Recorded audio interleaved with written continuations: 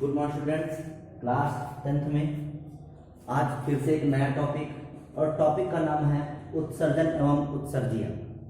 ठीक, इस टॉपिक में हम जानेंगे उत्सर्जन है क्या, अर्थात एक्सक्रीशन क्या है और एक्सक्रीटरी ऑर्गन्स क्या है। ठीक, तो हम उत्सर्जन और उत्सर्जी अंग के विषय में जानेंगे। तो पिछले वीडियो में रक्त से रिलेटेड, ब्लड से रिलेटेड, परिवहन से रिलेटेड हर चीज समाप्त हो चुकी है।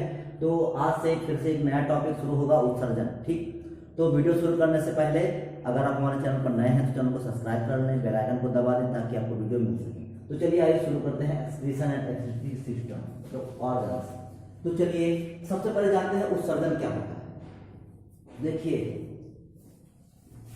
उत्सर्जन की परिभाषा क्या है। शरीर की कोशिकाओं में उपापचय के फलस्वरूप, शरीर की कोशिकाओं में उपापचय के फलस्वरूप, ठीक, CO2, जल, अमोनिया, यूरिया, यूरिक एसिड, लवण, मोस्ट इंपॉर्टेंट ये सब चीजें। ठीक, तो जब हमारे शरीर में जब उपापचय क्रियाएं होती हैं, उपापचय क्रिया मतलब मेटाबॉलिक रिएक्शंस जो होती हैं, हम आपको बता चुके हैं कि मेटाबॉलिक रिएक्शन क्या होती है। उपापचय क्रियाएं, अपचय क्रिया और उपचय, कैटाबॉलिक और एनाबॉलिक जो रिएक्शंस होती हैं इनको सम्मिलित रूप से क्या बोलते हैं, मेटाबॉलिक। ठीक, उपापचय क्रियाएं।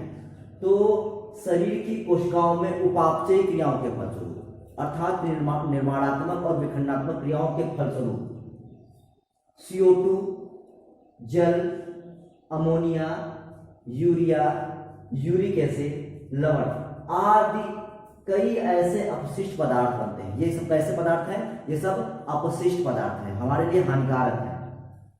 तो आदि कई ऐसे अपशिष्ट पदार्थ बनते हैं जो शरीर के लिए आवश्यक ही नहीं, अनावश्यक ही नहीं, मतलब अनावश्यक ही नहीं बल्कि हानिकारक भी होते हैं। कैसे होते हैं? हानिकारक होते हैं। मतलब ये शरीर को इनकी कोई आवश्यकता नहीं। जो ये पदार्थ होते हैं शरीर को, जैसे कौन कौन, CO2, H2O, ammonia, urea, uric acid, लवण, तो इनकी कोई आवश्यकता नहीं होती है। ठीक, अगर ये अतिरिक्त मात्रा में है, ज्यादा मात्रा में है, तो शरीर को इनकी कोई आवश्यकता नहीं होती है। और जब शरीर में ये आवश्यकता इनकी होती नहीं है तो ये किस रूप में बदल जाते हैं? हानिकारक पदार्थों के रूप में बदल जाते हैं ये। तो जो ये अपशिष्ट पदार्थ हैं, इन अपशिष्ट पदार्थों को शरीर से बाहर निकालने की क्रिया को उत्सर्जन कहते हैं, एक्सक्रीशन कहते हैं। ठीक, तो ये होता है उत्सर्जन।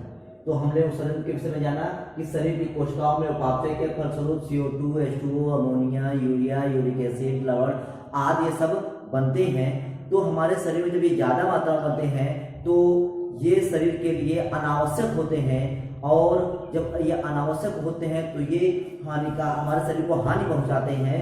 तो इन्हीं पदार्थों को उत्सर्जी पदार्थ कहते हैं, अपशिष्ट पदार्थ कहते हैं। तो इनको शरीर से जब बाहर निकाला जाता है तो इनको बाहर निकालने की क्रिया क्या कहलाती है? उत्सर्जन कहलाती है।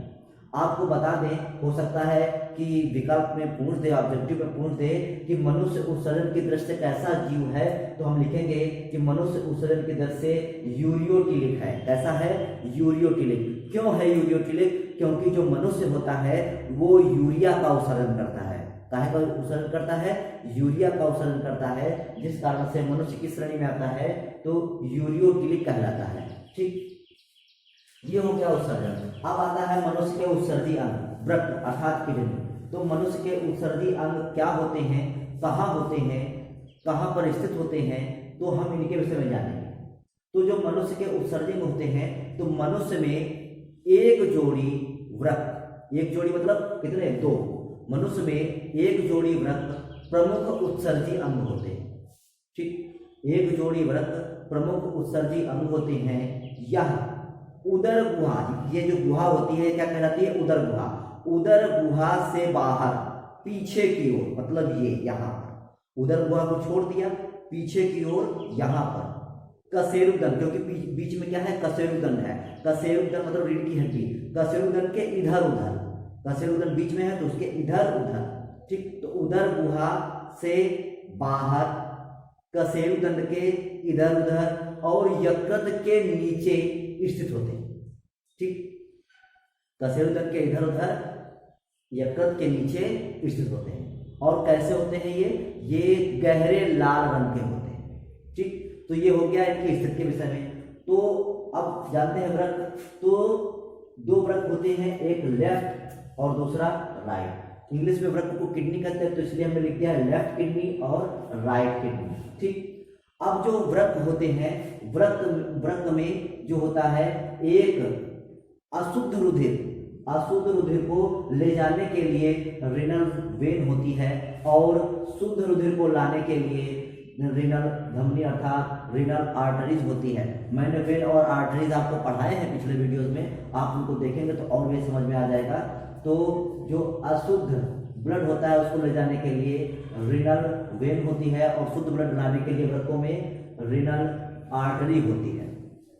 ठीक, तो ये ब्लड को, शुद्ध ब्लड को वृक्कों में ले जाती है। वृक्कों में मूत्र निर्माण की क्रिया संपन्न होती है, और वृक्क से दो, लेफ्ट किडनी और राइट किडनी से दो मूत्र वाहिनियां निकलती हैं। क्या निकलती हैं? मूत्र वाहिनियां, अर्थात यूरेटर निकलती हैं। वो यूरेटर मूत्र वाहिनियां मूत्राशय में खुलती हैं। कहाँ खुलती हैं? मूत्राशय अर्थात यूरिनरी ब्लैडर में खुलती हैं, और जो मूत्राशय होता है वो मूत्र मार्ग द्वारा शरीर से बाहर खुल जाता है। ठीक, तो ये हो गई किडनी की स्ट्रक्चर। एक इंपॉर्टेंट चीज और है इसमें, जो किडनी होती है, जो वृक्क होते हैं, वृक्क के ऊपर एक कैप जैसी संरचना लगी होती है। ये कैप जैसी संरचना एक ग्रंथि होती है, और इस ग्रंथि का नाम होता है एड्रिनल ग्लैंड। कौन सी ग्लैंड होती है? एड्रिनल ग्रंथि होती है। इसको हिंदी में आधिवृक्क ग्रंथि भी बोलते हैं। क्या बोलते हैं? आधिवृक्क ग्रंथि भी बोलते हैं। इंग्लिश में कहते हैं इसे एड्रिनल ग्लैंड बोलते हैं इसे, और इससे हार्मोन स्रावित होता है। ठीक, तो ये वृक्क की संरचना हो गई। वृक्क की संरचना का चित्र बनाना भी है और इसको लिख के देखना भी है। कोई प्रॉब्लम आए तो आप कमेंट करके पूछिए।